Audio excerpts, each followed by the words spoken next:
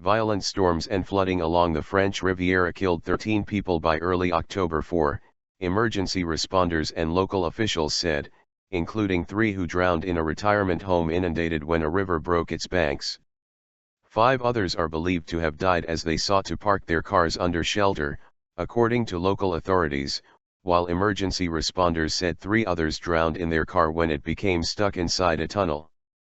Heavy flooding along the Côte d'Azur, in France's southeast, saw the River Brague burst its banks close to the city of Antibes and sent deadly waves crashing into the nearby home for the elderly. A woman in her 60s also died on the street in the resort city of Cote when huge storms hit the region on Saturday night, sending water and debris coursing down submerged roads in the famous festival town and in its glamorous neighbour, Nice. Another victim was found dead at an Antibes campsite, according to local officials. Some cars were carried off into the sea, said Con Mayor Davis Lisnard, describing water levels reaching halfway up car doors and trees left uprooted on the city's main drag. "We have rescued a lot of people, and we must now be vigilant against looting," he added, announcing that an emergency plan was now in effect to mobilize police, emergency responders, and municipal services. French Interior Minister Bernard Cazeneuve was due to visit the affected area on Sunday morning to take stock of rescue efforts, his spokesman said.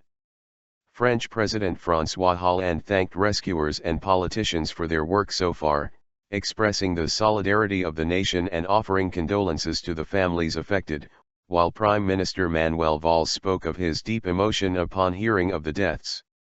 The areas worst hit by flooding were also the hardest to access, officials said, raising fears the death toll could rise again, while 35,000 homes were confirmed to be without power.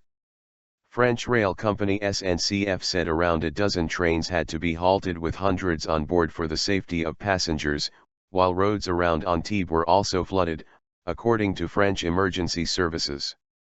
Campsites are underwater, and 2 helicopters are circling to ensure the public's security, as some people are stuck on the roof of their caravans, said a spokeswoman for the fire brigade. Up to 500 tourists, including several British and Danish nationals, sought shelter overnight at Nice airport, while a Nice-Nantes football match was also interrupted by the downpours.